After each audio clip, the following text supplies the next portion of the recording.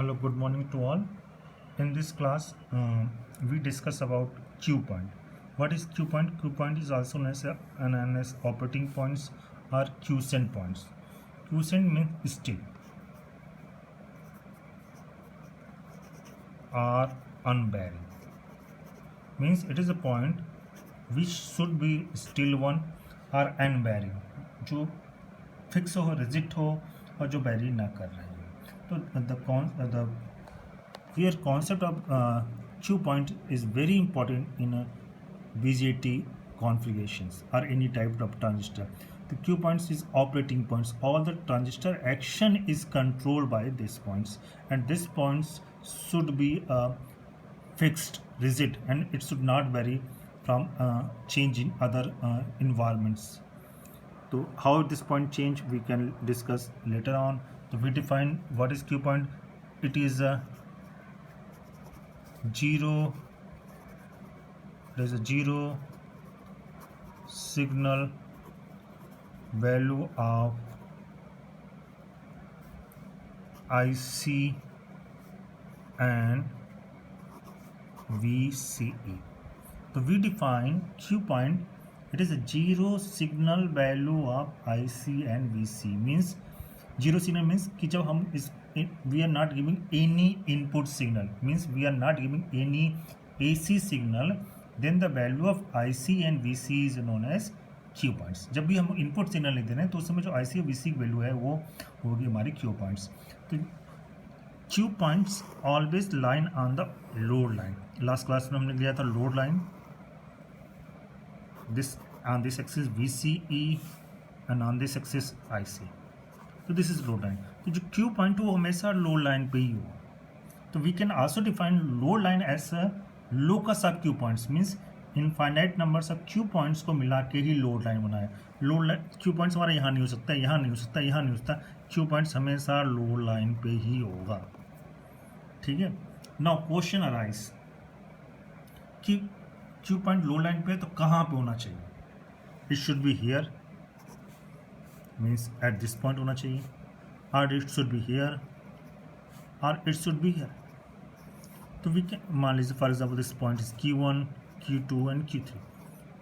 तो this load line is made from infinite numbers of points. So there may be infinite numbers of operating points, but where we should select Q points from here. This means nearer to this IC axis, from mid value of load line, or nearer to a x-axis VC.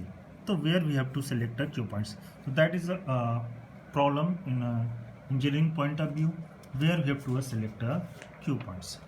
So this topic is now selection of Q points, where we want to select a Q point.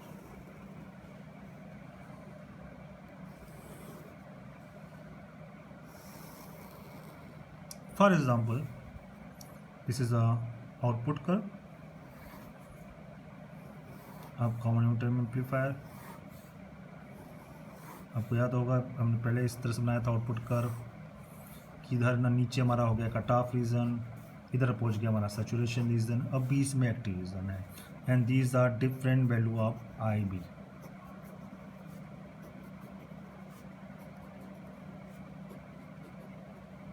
maybe 10, 20, 30 and all are in a microampere. This is VCE and this is IC. For example, we are selecting a Q point here.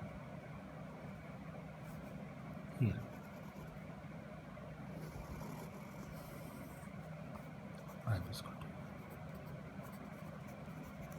Suppose we are selecting Q points here. Here is one selection Q1. We can select Q points is Q2 and here is Q3.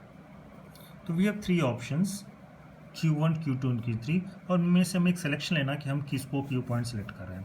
For example we are selecting Q point here. तो what is Q point? It is zero signal value of IC and VC. जब IC और VC की value zero है उस समय जो value है वो Q पॉइंट्स है. Here this is IC and this is a VC. तो IC और VC की जो वैल्यू वही कोई पॉइंट्स है. तो फॉर एग्जांपल जीरो सिग्नल है, zero signal means I B is 50 micro ampere. जब हमने कोई इनपुट नहीं लगाया, कोई सी इनपुट नहीं दिया, we are only have D C input, तो I B is 50 micro ampere. अब हमने मान लीजिए हमने लगा दिया ए सी,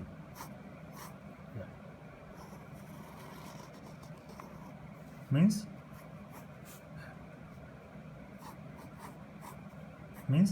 जब जीरो सिग्नल वैल्यू जीरो है तो I B is for example 50 micro ampere, like this. Now we are giving A C signal, तो जब ए सी सिग्नल दिया D C plus A C, तो हो सकता है इनपुट की value is very between 60 to 40 micro ampere. भाई ए सी ऐसा होता है, तो इनपुट की वैल्यू 60 और 40 के बीच माइक्रो एम्पियर के बीच वेरी कर रही है। तो 40 वाली लाइन ये है, इसकी परपेंडिकुलर लाइन हमने खींच दिया, 60 वाली लाइन ये है, सॉरी हियर, और इसकी परपेंडिकुलर हमने लाइन खींच दिया, ठीक है। तो सॉरी यहाँ कर लीजिए, तो ये हमारा ए सी 60 इज हियर, तो ये परपेंडिकुलर लाइन हो गया। तो ये हमारा this is the value of base current या इनपुट करंट हमारा ये है। अब हम आउटपुट ड्रा करेंगे, तो this line is zero axis line, here zero axis line, this line is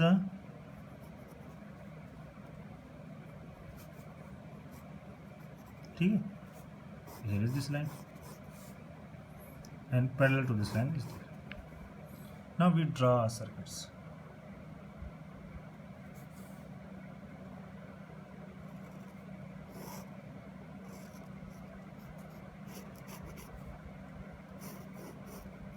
means जो अपर पोर्शन है भाई, ये तो ट्रांजिस्टर, इसके बाद ये लोड लाइन है, इसके बाद तो सैचुरेशन में पहुंच गया, ये सर्किट तो ऊपर है, सैचुरेशन चलो पहुंच गया, तो इतना पोर्शन जो है, ये दिस पोर्शन जो है वो कट जाएगा। We are getting only output is like this, ये एंड कंप्लीट दिस सर्किट। तो this portion is goes inside of saturation region, तो we never select any points closer to this I C axis because transistor is going into a saturation region. If we are using this points and for example is here is input, if we make output draw the output and this, so what is this output cycle तो complete pause हो जाएगी, but नीचे वाली cycle ये हम पहुंच गए cut off reason में, तो हमें आउटपुट यहां तक ही मिलेगा ये, तो means this portion is cut, इतना पोर्शन हमारा कट गया, तो ट्रांजिस्टर हमारा कहाँ पहुंच जाएगा, वो कट ऑफ रीजन में। अगर हम यहां पे इनपुट दें,